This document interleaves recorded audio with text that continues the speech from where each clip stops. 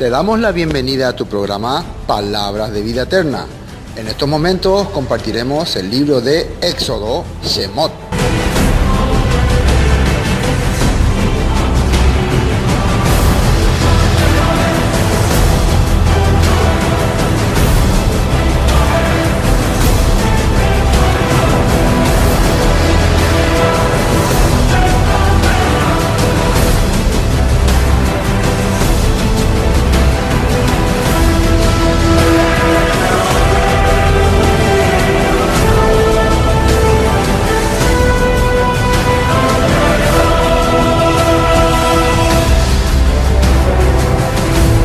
Libro segundo de Moisés, Éxodo. Éxodo 13. Bueno, habíamos visto ya en el capítulo 12 la Pascua y también el juicio contra los primogénitos que cayó en Egipto. Y la Pascua era el momento en que el Padre le estaba encomendando a ellos sobre la celebración de Pesaj, cómo tenían que hacer, qué tenían que tener. Habían preparado 3 elementos fundamentales, ¿no? Primero, el cordero, el cual tenía que ser sacrificado, tenía que ser de 1 año, sin defecto. Después, las hierbas amargas. El cordero estaría representando el juicio que cae sobre un inocente o el precio que se está pagando para rescatar a los primogénitos. Eso representaría el cordero. Las hierbas amargas, según algunos comentarios, todos los tiempos de sufrimiento y de dolor que ellos vivieron en Egipto, ¿no? Todos los momentos difíciles, momentos para recordar siempre ese punto. Y los panes sin levadura, que representaba el dejar el odio y el rencor que podía almacenar en el corazón de los israelitas una vez que se retiren. Ellos no tenían que salir con rencor ni con odio hacia los egipcios, porque al final todas las cosas fueron preparadas por nuestro Padre, ¿no? Él hizo todo para que los hebreos puedan vivir ahí, también puedan crecer, puedan reproducirse y hasta ahora ser una nación libre. Entonces, así se le había encomendado. Esa noche ellos estaban en su casa celebrando la primera, se puede decir, conmemoración de Pesaj, una de las conmemoraciones clave, ¿no? Para mí existieron 2 conmemoraciones importantes, esa y la que se hizo después con el Cordero de Elohim, Yeshua HaMashiach. Todos los demás fueron sombra y figura. Bueno, así entonces era el capítulo 12 y finalmente ya cayó el versículo 29 del capítulo 12 dice: y aconteció que a la medianoche el Eterno hirió a todo primogénito en la tierra de Egipto, desde el primogénito de Faraón que se sentaba sobre su trono hasta el primogénito del cautivo que estaba en la cárcel, y todo primogénito de los animales. Entonces aquella noche los hebreos los egipcios perdieron a todos sus primogénitos. El primogénito representa la fuerza, la esperanza, la continuidad, la prosperidad, todo. Eso representa el primogénito. Pero al morir todos los primogénitos de Egipto, prácticamente perdieron todas sus fuerzas. Por eso el faraón no pudo más que dejarles ir. Ya se sintieron que ya no tenemos más salida. En ese momento ocurrió eso. Pero los primogénitos de los hebreos fueron rescatados por la sangre de ese cordero, porque el ángel no hizo nada con ellos. Entonces quiere decir que al contrario, los hebreos tienen esperanza, tienen fuerza, pueden avanzar. Entonces ahora, en esta situación, para entender el punto espiritual, la persona que está en el medio, como un egipcio o otra nación, puede decidir: o me quedo en este país fracasado, sin esperanza, o avanzo con los hebreos. Y eso fue lo que hicieron muchas personas que se unieron a los egipcios, a los hebreos, y le acompañaron. Acá en el versículo 37 dice: partieron los hijos de Israel de Rameses a Sucop como 600,000 hombres de a pie, sin contar los niños. Y el 38 dice, también subió con ellos grande multitud de toda clase de gentes y ovejas y mucho ganado. Entonces todas las personas que entendieron que la esperanza estaba con los hebreos, aunque ellos no tenían país, no tenían palacio, no tenían ejército, pero sí tenían la fe y la esperanza de un porvenir mucho mejor. Eso significó este capítulo 12, ¿no? Bueno, para saltear, acá también decía,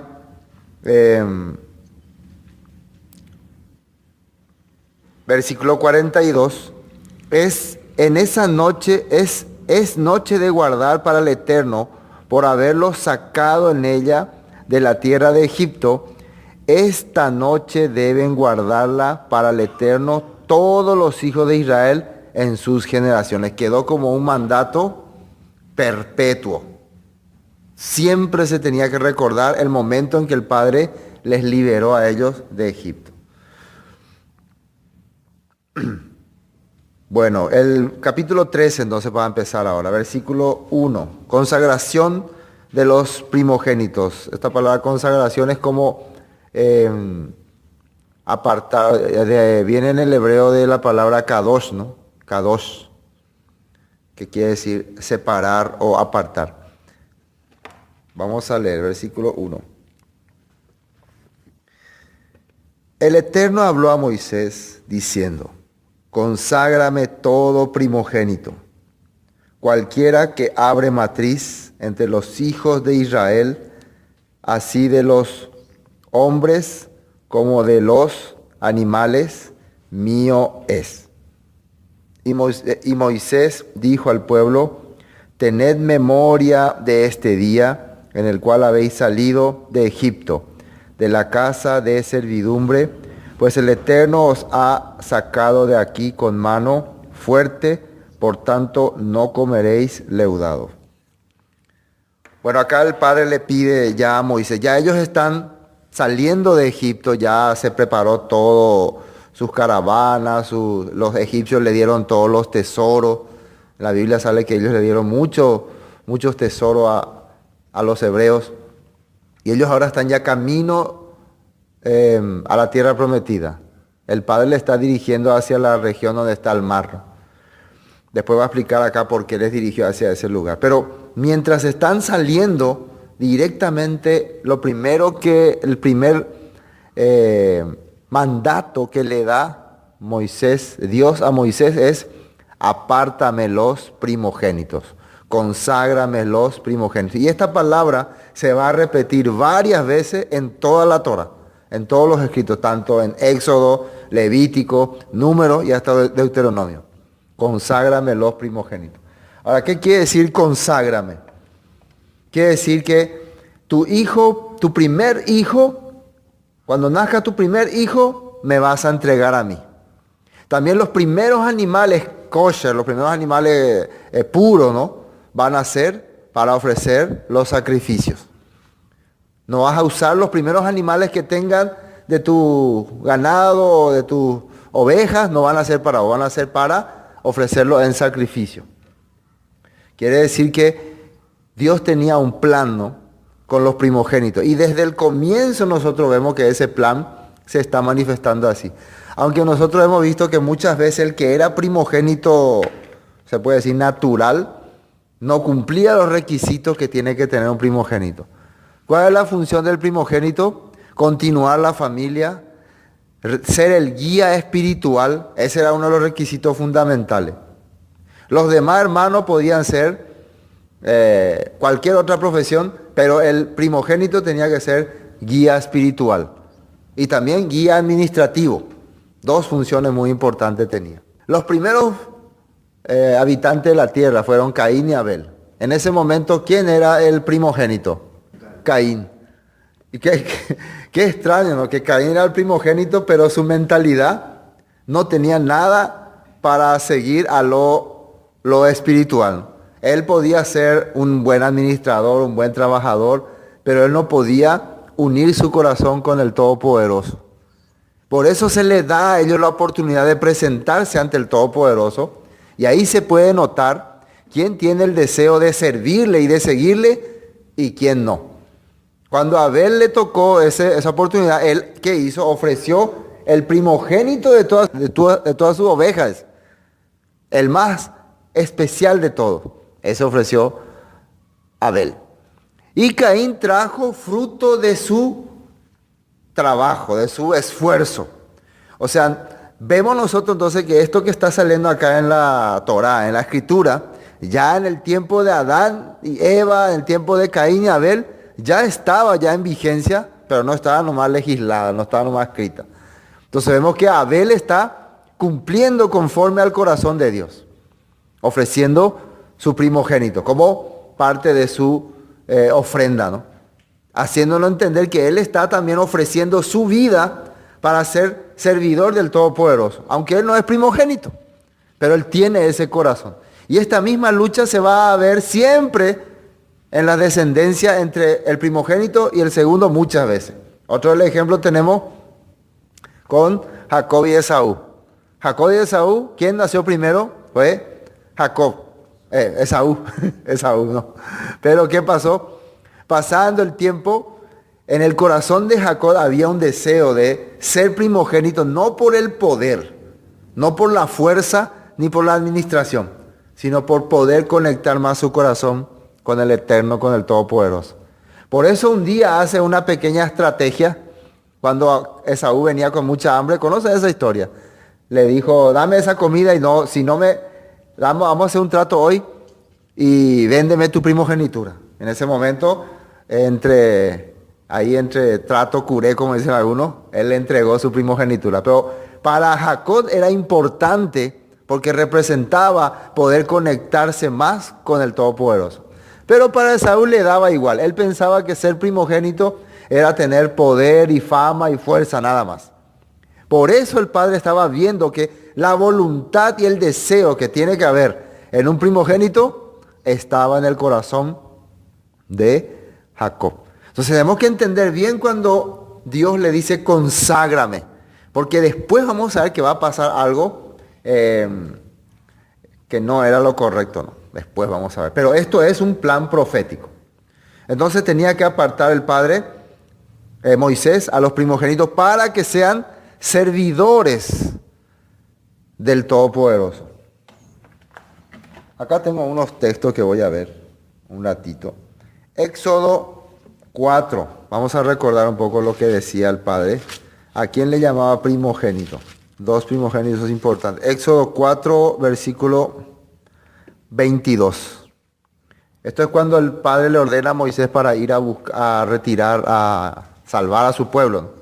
Dice, y dirás al faraón, el Eterno ha dicho así, Israel es mi primogénito.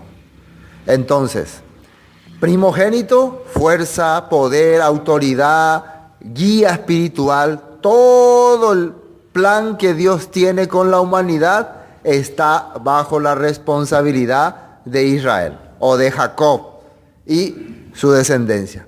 Entonces acá podemos ver a quién le cargó esa responsabilidad el Todopoderoso. Por eso le dice a Moisés, ve y saca porque yo tengo trabajo con él. Responsabilidad. Pero hay algo interesante, ¿no? Para avanzar, ¿no? Vamos a ver Números 13 también vamos a ver. Números 13. Números 3, el versículo 13. Dice, porque mío es todo primogénito desde el día que yo hice morir a todos los primogénitos de la tierra de Egipto. Santifiqué para mí a todos los primogénitos en Israel, así de hombres como de animales, míos serán yo el Eterno. Entonces acá nuevamente en número, y hay muchos, ¿no? Yo puse unos cuantos nomás, donde confirma que los primogénitos le pertenecen y que Él va a hacer con ellos sus planes, sus propósitos. Yo los santifiqué. Ahora fíjense lo que dice en Jeremías capítulo 31. Jeremías capítulo 31. Esto es para agregar, ¿no? Jeremías 31, versículo 9.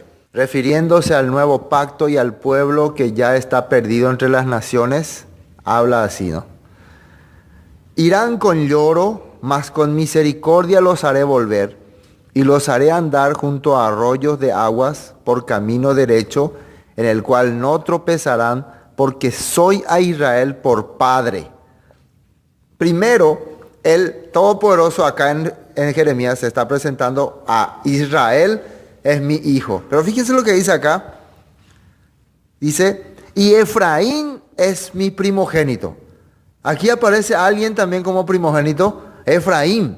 El Todopoderoso le está nombrando a Efraín como representante de Israel. Y después conocemos esa historia, ¿no? Cuando Jacob le bendijo a Manasés y a Efraín, su mano derecha puso sobre Efraín, los hijos de José, y su mano izquierda sobre Manasés. Jacob le había dado también la autoridad a José, la autoridad que tenía que ser de Rubén, y que perdieron también sus otros hermanos, porque era su hijo primogénito, porque él amaba a Raquel. Y después esa autoridad pasa a Efraín. Todo esto era sombra profética. ¿Qué es el trabajo que tiene que hacer el primogénito? Tiene que sostener a la familia. Tiene que mantener a la familia. Podemos entender entonces que Dios estaba viendo en la descendencia de Efraín una generación que iba a sostener su pueblo, que iba a proteger sus planes y sus proyectos. Y si ahora nosotros buscamos a Efraín, que es el primogénito del Todopoderoso, ¿dónde está? Está esparcido entre las naciones. Entonces cuando Yeshua viene y muere en la cruz para redimir a su pueblo, y si su pueblo son los primogénitos los que fueron consagrados para el Eterno, porque dice que Él eligió a los primogénitos para que sean su pueblo, su propiedad, y Yeshua vino a morir por los primogénitos, entonces estamos refiriendo que Yeshua vino a morir por los descarriados de Israel o Efraín que están dispersos entre las naciones. Entonces, si yo hoy digo que Yeshua es mi Salvador, que Yeshua derramó su sangre por mis pecados, ¿quién soy yo entonces? Soy un redimido por la sangre de Yeshua, por lo tanto, soy uno de esos primogénitos escogidos. Soy un descendiente de Efraín escogido para el servicio del Todopoderoso. Y acá el Padre está diciendo que volverán con misericordia. Esa es la promesa para Efraín que está entre las naciones. Recuerden que hay también una promesa para Judá, porque Dios dividió en dos partes las funciones de Israel y de Judá. A Efraín que le dio el poder de administración y a Judá que le dio el poder de legislar la Torah. Y así han estado ellos haciendo hasta este tiempo, ¿no? Por eso vemos que Efraín ha logrado, por ejemplo, que las escrituras se puedan llevar a todas partes. Por ejemplo, que tengamos, que el Evangelio, que la palabra de Dios llegue a todas partes, ha sido por causa de ese pueblo hebreo que se ha esparcido entre las naciones. Los judíos no han tenido esa fuerza para hacer, pero ellos que han hecho, el pueblo judío que ha hecho, ha mantenido la Torah. Ha mantenido la escritura, por lo menos como la Biblia establece. Eso es para entender ese punto, ¿no? Muy importante. Pero sigamos con el tema de los primogénitos. Romanos capítulo 8. Romanos 8. Fíjense lo que dice ahí. Vamos a ver un poco lo que dice ahí. Pablo ya entendía este punto. Romanos 8, versículo 29. Desde el 28 voy a leer.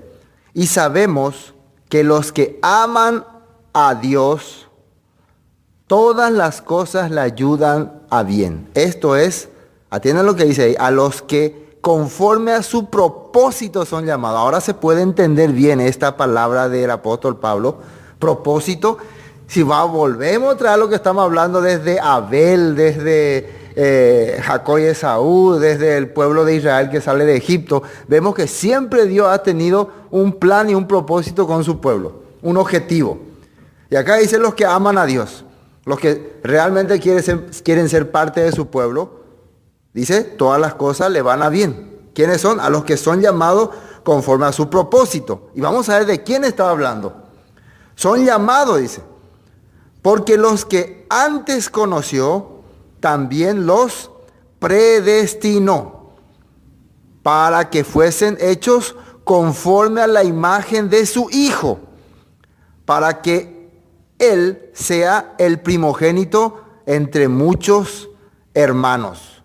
Quiere decir que antes ya los conoció, dice, a este pueblo, refiriéndose, recuerden que Pablo está refiriéndose a un pueblo extranjero, ¿no? A los romanos, a los gentiles que están volviendo a la palabra.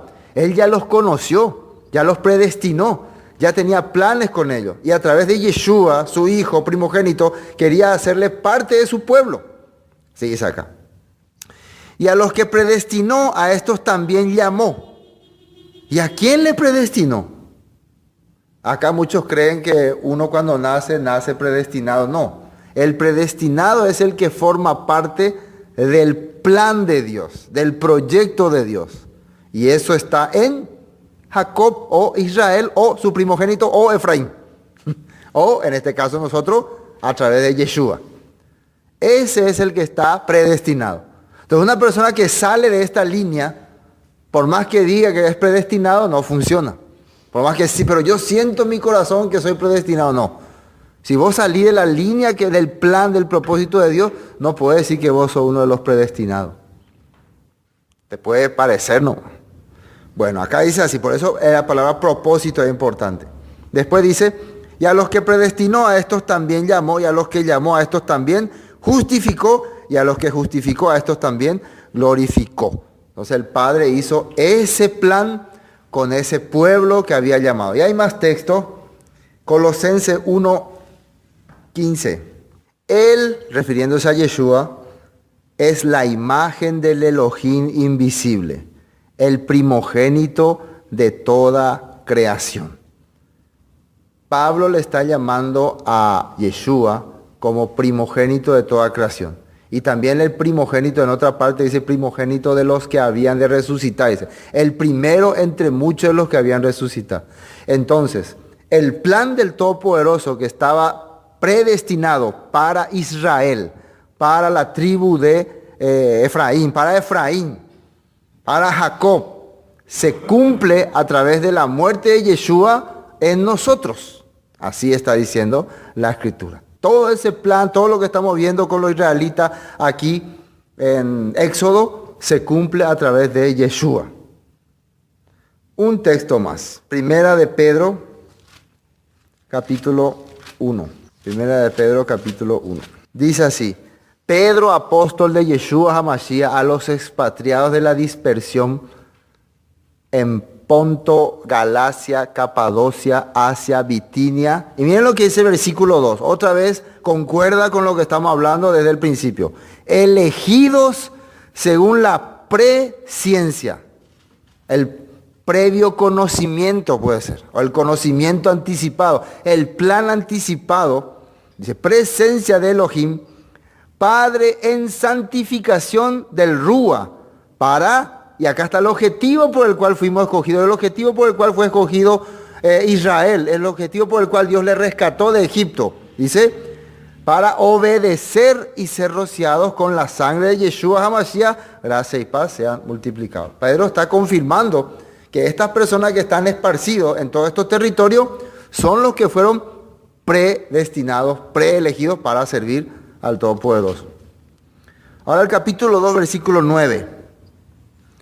Dice, mas vosotros sois, y otra vez dice, linaje escogido, real sacerdocio, nación santa, pueblo adquirido por Elohim, para que anunciéis las virtudes. Acá dice también, el propósito por el cual nos escogió, para que anunciéis las virtudes de aquel que os llamó de las tinieblas a su luz admirable. Este es el pueblo de Israel, el primogénito. El padre dijo que Israel era su primogénito. Y dentro de ese primogénito otra vez está Efraín, que está ahora disperso entre las naciones. Es para poder entender el éxodo con nuestra época. ¿Y cuál es el objetivo? Obedecer y, dice ahí, anunciar sus virtudes. O sea, nuestro objetivo es el haber sido rescatado por la sangre de Yeshua, obedecer su mandamiento y predicar su palabra. Y eso es lo que se está haciendo en este tiempo. Amén. Bueno, regresemos a Éxodo. Este era importante ese punto, ¿no? Por eso recalcamos muy bien. Bueno, después, ¿qué pasará con este día?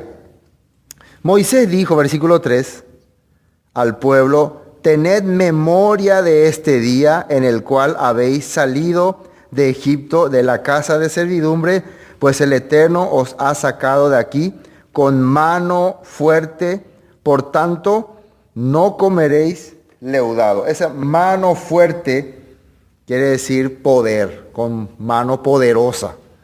Eso significa. Y no comeréis leudado porque a partir de ese momento empiezan los 7 días en donde ellos no tienen que comer nada leudado. Y lo deudado, la levadura significa maldad, hipocresía, todos estos puntos. Y en medio de estas cosas van a venir los egipcios amenazándoles a ellos. Versículo 4. Vosotros salís hoy en el mes de Abib. Y ese versículo le hace entender, esto es importante, porque el mes de Abib significa primavera o espigas maduras. Es el momento en que la cebada empieza ya a madurar y está ya apareciendo los primeros frutos maduros, ¿no?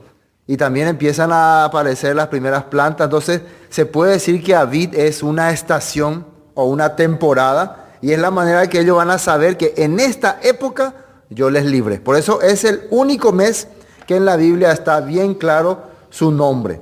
Y si hoy nosotros queremos saber ese tiempo, tenemos que mirar cómo está la estación, cómo está el clima en Israel, y ahí vamos a dar cuenta que es el tiempo de Pesa. Esa es una de las cosas que hay que recordar siempre. Y cuando el Eterno te hubiere metido en la tierra del Cananeo, del Eteo, del Amorreo, del Ebeo y del Jebuseo, la cual juró a tus padres que te daría, tierra que destila leche y miel, harás esta celebración en este mes. Esta celebración. Algunos textos dicen rito o reunión o conmemoración. Entonces, fíjense que dice, cuando ya se establezca el pueblo ya en la tierra prometida, no te vas a olvidar de esta conmemoración. Lo que muchos años el pueblo se ha olvidado. Por eso la fiesta de Pesa es importante. Versículo 6. 7 días comerás pan sin levadura y el séptimo día será fiesta para el Eterno. Nosotros cumplimos esa palabra. 7 días no comer nada leudado. Vaciar tu casa de cosas con levadura. Y el séptimo día hacer una santa convocación. Esos son mandatos de la palabra perpetuamente para recordar el momento en que fuimos libres, que fuimos redimidos. Por eso Yeshua tenía que también en ese mismo tiempo morir por nuestros pecados, para que nosotros podamos recordar nuevamente ese tiempo como estamos haciendo cada año, ¿no? Por los 7 días, versículo 7. Por los 7 días se comerán los panes sin levadura, y no se verá contigo nada leudado, ni levadura en todo tu territorio. Y lo contarás en aquel día a tu hijo, diciendo: se hace esto con motivo de lo que el Eterno hizo conmigo cuando me sacó de Egipto. El propósito es instruirle a los niños.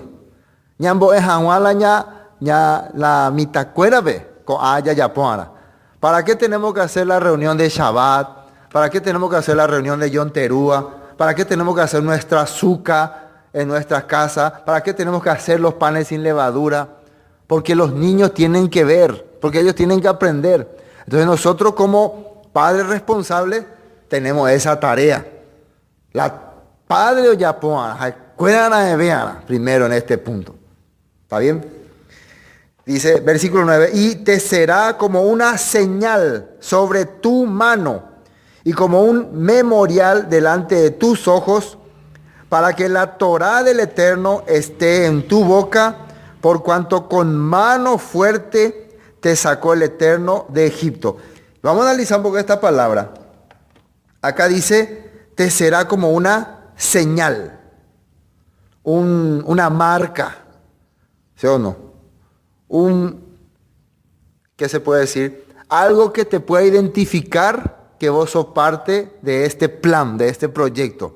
Número 1. Segundo, sobre tu mano. Entonces, esa señal, esa identidad es lo que te va a dar fuerza. Recuerden que mano acá significa fuerza.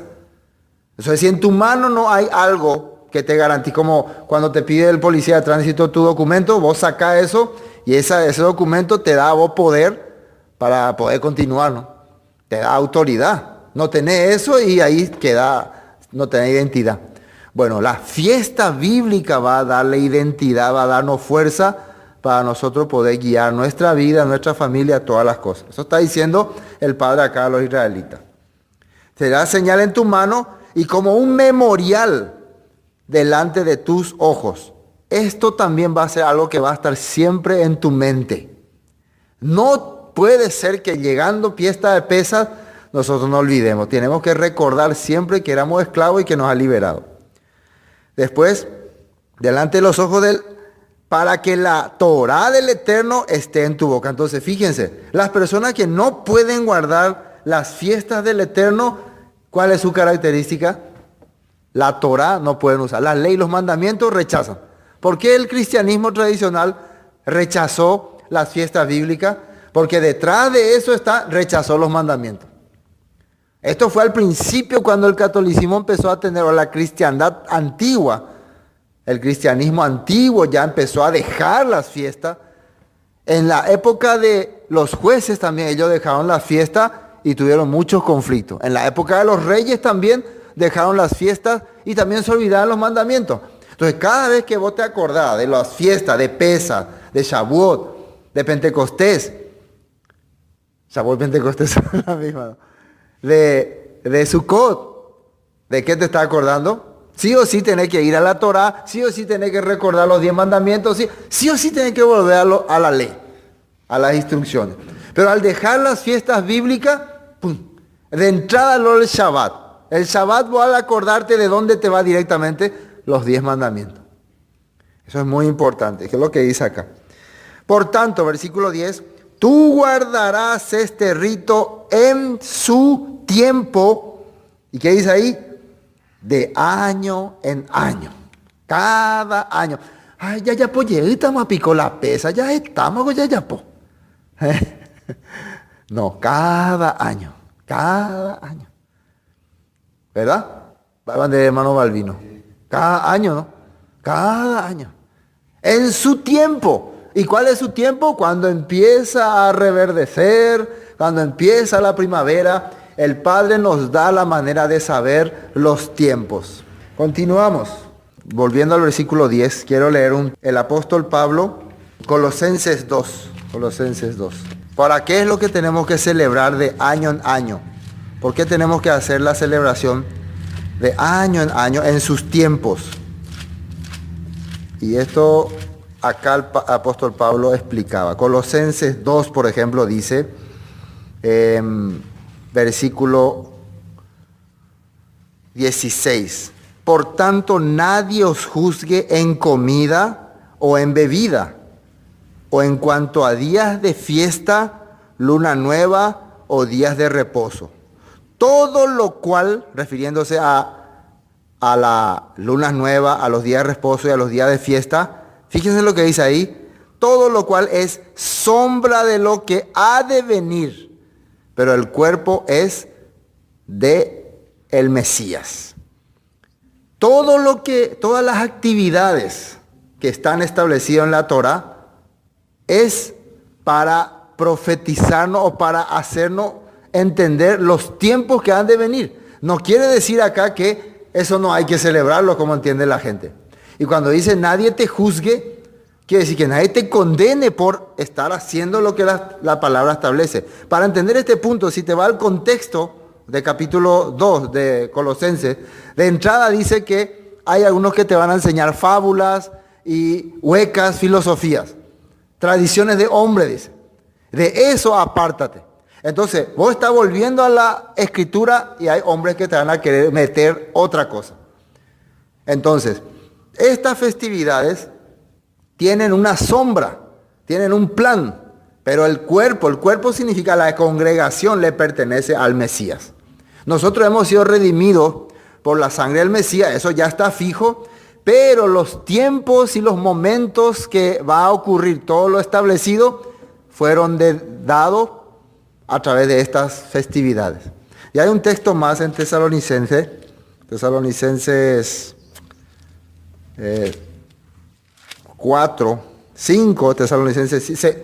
de Tesalonicenses 5, cuando habla de la venida del Señor. El versículo 5.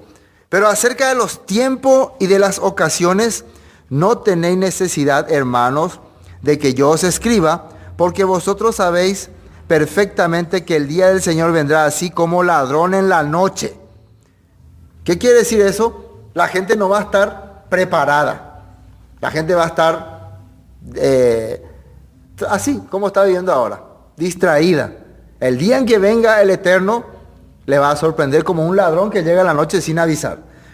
Que cuando digan paz y seguridad, entonces vendrá sobre ellos destrucción repentina como los dolores de la mujer a la mujer encinta y no escaparán. Esta misma frase mencionó Oseas cuando anunciaba juicio sobre Efraín y ellos que vivían tranquilamente sin problema. Mas vosotros, hermanos, no estáis en tinieblas para que aquel día os sorprenda como ladrón, porque todos vosotros sois hijos de luz e hijos del día. No somos de la noche ni de las tinieblas. Por tanto, no durmamos como los demás, sino velemos y seamos sobrios. ¿Y cómo se puede velar? A través de las festividades. Son sombras proféticas. Cada año el Padre nos está preparando para estos días que van a acercarse. Eso es lo que Pablo también entendió en este punto. Ahora sí, terminemos ya con esta parte de eso. Ahora, si el versículo 11 vuelve otra vez a la consagración. Cuando el Eterno te haya metido en la tierra del cananeo, como te ha jurado a ti y a tus padres, cuando te hubiere dado, dedicarás al Eterno todo aquel que abriere matriz. Asimismo, todo primer nacido de tus animales, los machos serán del Eterno. Y acá hay algo extraño. Mas todo primogénito de asno redimirás con un cordero. Y si no lo redimieres, quebrarás su cerviz. También redimirás al primogénito de tus hijos. Cuando dice en la Biblia, ya entendimos por qué fueron consagrados los primogénitos. Eran para el servicio de las actividades de Dios. Nosotros sabemos que va a ocurrir algo. El pueblo de Israel va a adorar al becerro de oro. Y ahí va a ocurrir cuando el Padre va a consagrar a los levitas para su servicio. Pero igual, como la promesa y el pacto ya estaba hecho, toda persona que tenga un hijo varón tiene que redimirlo. Tiene que hacer una redención por él. Por eso cuando nació Yeshua, vimos que María fue y cumplió parte de ese rito, ¿no?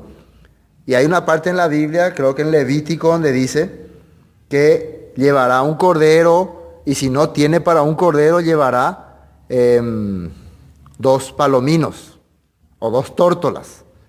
Y como María no era de mucho, Miriam no era de muchos recursos, ella llevó 2 tórtolas.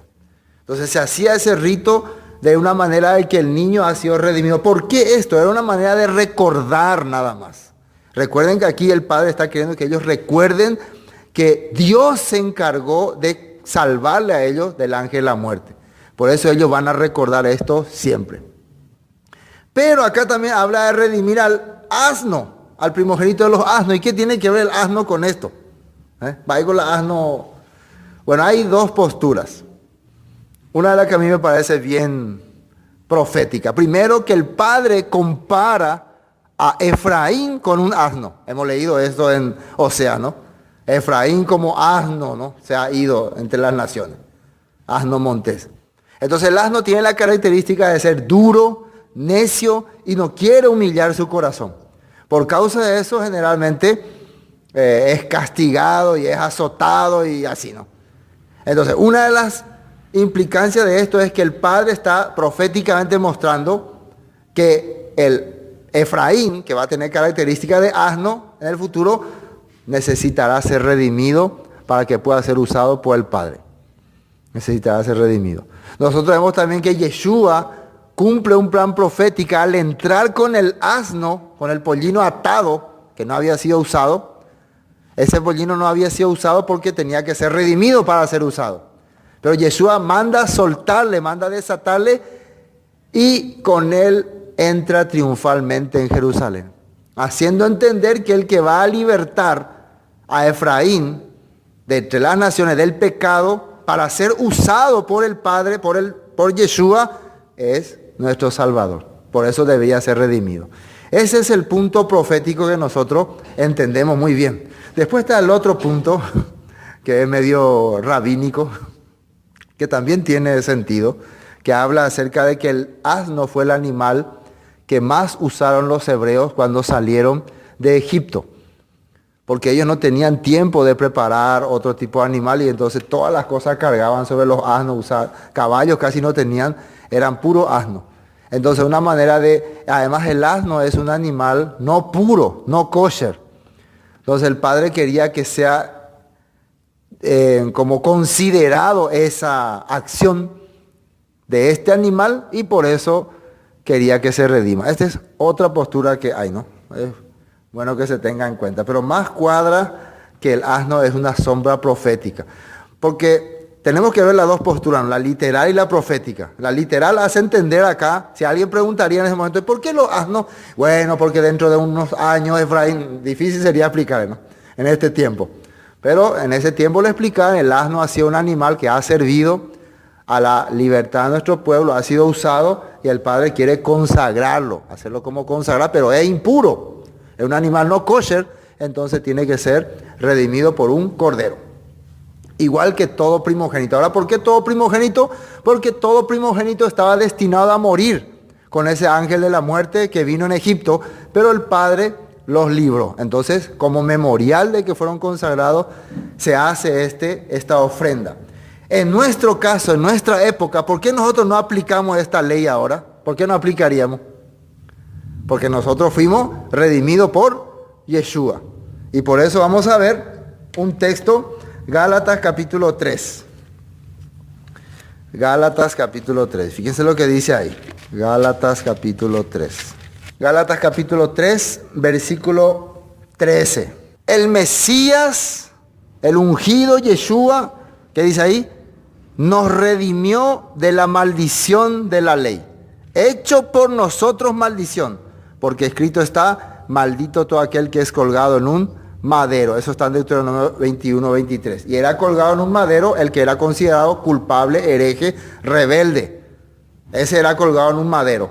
Entonces se puede entender que son las características que tenía el asno, ¿no? De ser rebelde, de no querer humillarse. Bueno, Yeshua entonces fue nuestro cordero para redimirlos a nosotros de la maldición que había contra nosotros, que era haber quebrantado los mandamientos. Entonces, por eso nosotros podemos decir que ya estamos listos, como dice Primera de Pedro, consagrados para servir al Todopoderoso, al Eterno. Bueno, ¿qué más dice aquí? Hay más, ¿verdad? Versículo 14. Cuando mañana te pregunte tu hijo, Éxodo 13, 14, diciendo, ¿qué es esto? Le dirás, el Eterno nos sacó con mano fuerte de Egipto, de casa de servidumbre. Así tiene que hablarle a tu hijo. Y endureciéndose Faraón para no dejarnos ir, el Eterno hizo morir en la tierra de Egipto a todo primogénito, desde el primogénito humano hasta el primogénito de la bestia. Y por esta causa yo sacrifico para el Eterno todo primogénito macho y redimo al primogénito de mis hijos. Esto le vas a explicar a tus hijos. Era por causa de lo que había acontecido en Egipto, que los primogénitos estaban sentenciados a muerte por causa de la dureza del faraón. Pero el Padre salvó, rescató y redimió a los primogénitos de los hebreos. Y para recordar aquel acontecimiento, yo hoy hago este sacrificio por mis hijos. Y entrego mis animales primogénitos o como ofrenda al Todopoderoso, como hizo Abel. Antes que haya ocurrido eso, ya Abel tenía esa fe en su corazón. Entonces eso todo viene desde el tiempo de Egipto. Después, y te será pues, versículo 16, como una señal otra vez sobre tu mano y por un memorial delante de tus ojos, por cuanto el Eterno nos sacó de Egipto con mano fuerte. Nuevamente también el que vos le redima a tu hijo con un sacrificio, con un cordero, va a ser una señal poderosa para identificarte como israelita. Pero hoy en día, ¿cómo haríamos eso? Ya no haríamos. Por eso hablé, Gálatas, el apóstol Pablo explica, nosotros hoy, ¿qué es nuestra señal? Yeshua en la cruz, muerto por nosotros para poder ser parte del pueblo de Israel. Esa es nuestra señal en este tiempo.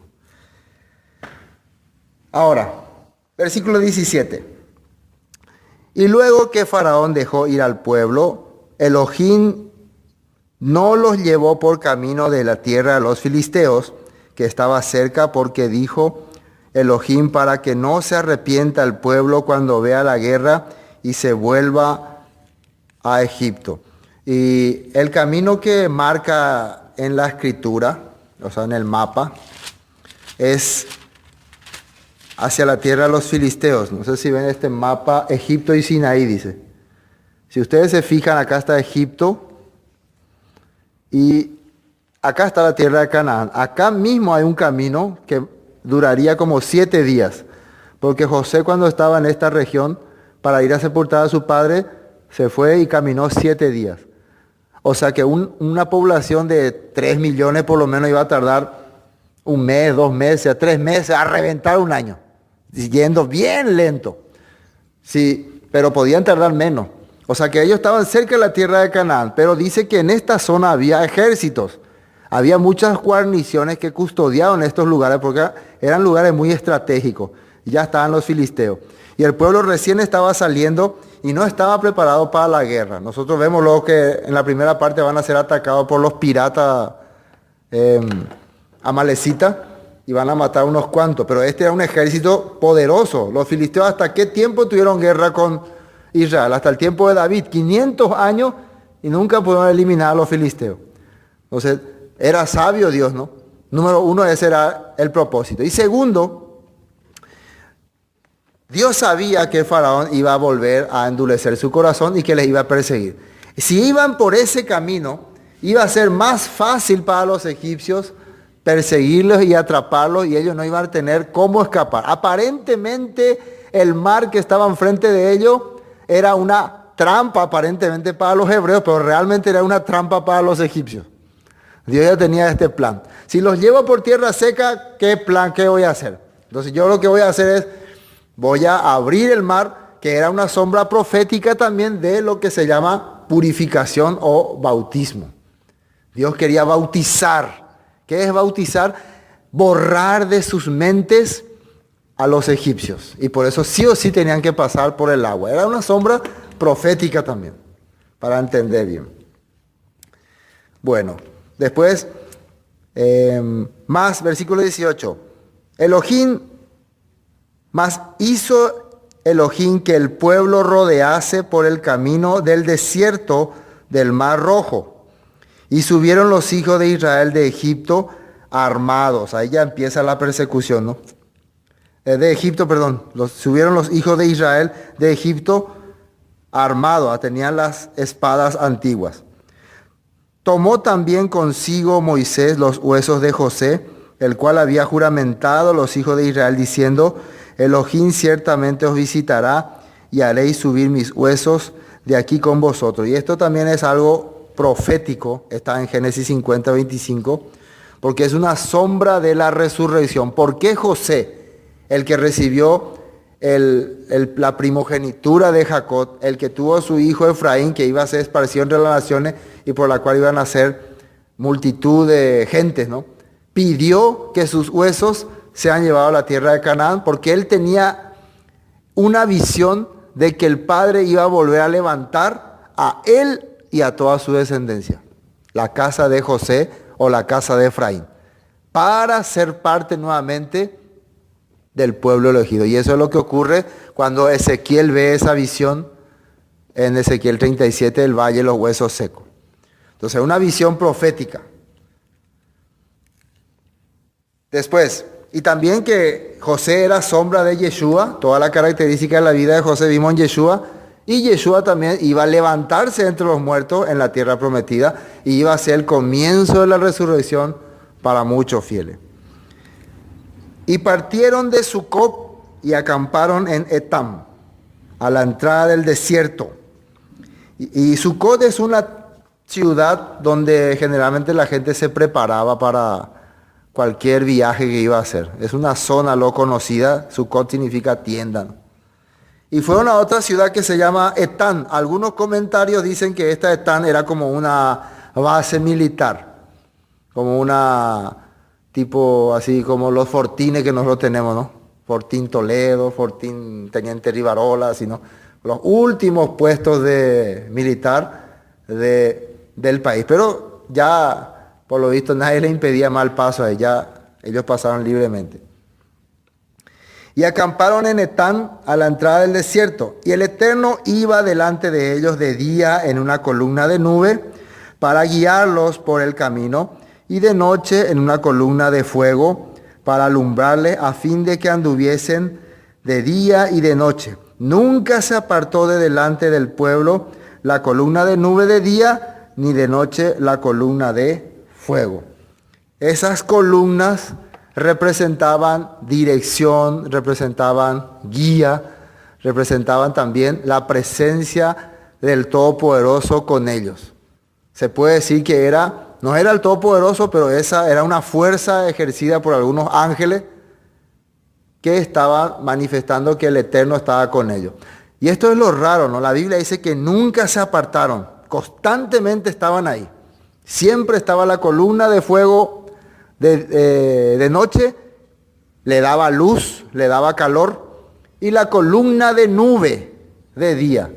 Pero ellos igual, frente a esa columna, debajo de esa nube, murmuraban contra el Todopoderoso. O sea que la gente puede decir, Dios me abandonó, Dios me dejó, Dios no está con nosotros, pero Dios nunca nos abandona. ¿Sí o no? Esas columnas representan su guía, representan su dirección. Quiere decir que el Padre, al dejarnos su palabra, su mandamiento, está guiándonos. En Deuteronomio 4 dice que cómo es que los pueblos van a decir que ustedes son un pueblo sabio y entendido cuando vean que ustedes ejecuten estos mandamientos. Ahí van a decir, realmente la presencia del Todopoderoso está con ustedes. Así está hablando. Entonces esa columna era muy importante, ¿no?, para el pueblo de Israel. Elías también, cuando ascendió a la presencia del Padre, fue en una columna, ¿no?, de fuego. El fuego también descendía en el tabernáculo cuando se hacían los sacrificios. También cuando Elías clamó al Todopoderoso para que el pueblo vuelva a creer, dice que cayó una columna de fuego y consumió el holocausto. Entonces siempre vemos en varias partes de la Escritura que esa columna de fuego significaba volver a la dirección, consumar algo para volver a la dirección correcta. O sea, también puede ser la luz para caminar. Durante el día en Israel en esa zona hace como 50 grados, el clima es como 50 grados de calor durante el día. 40 años, ellos su casa, ven cuando hacemos la azúcar, ¿no? Era solamente hierbas, no era tela bien fuerte, era simple, eran sus casas. Entonces esa columna de nube que hacía, les protegía. Hacía una nube enorme arriba, era una columna, pero que hacía una nube enorme arriba y le daba sombra mientras ellos estaban en el desierto. Y por la noche hace 0 grados, baja hasta 0 grados. Entonces, ¿qué hacía el Eterno con esa columna de fuego? Hacía luz para que ellos no se sientan abandonados y también le daba calor. Por eso Dios le daba todo a ellos. Le daba maná, le daba agua, le daba codorniz. Dios nunca abandonó a su pueblo, pero sus corazones sí se apartó de Dios. Coré y compañía se rebelaron contra Dios. Y muchos israelitas se rebelaban hasta querían volver a Egipto. Entonces este versículo es muy importante. Versículo 22, para terminar. Nunca se apartó de delante del pueblo la columna de nube, la sombra, tiempos de frescura, descanso, y de día ni de noche la columna de fuego. ¿Qué significa el fuego? Consumación, luz, calor, esperanza. Nunca el Eterno les abandonó, estuvo siempre con él. Por lo menos la presencia, la Shekinah, la gloria del Todopoderoso estaba ahí con los hebreos. Amén. Hoy hasta aquí vamos a compartir.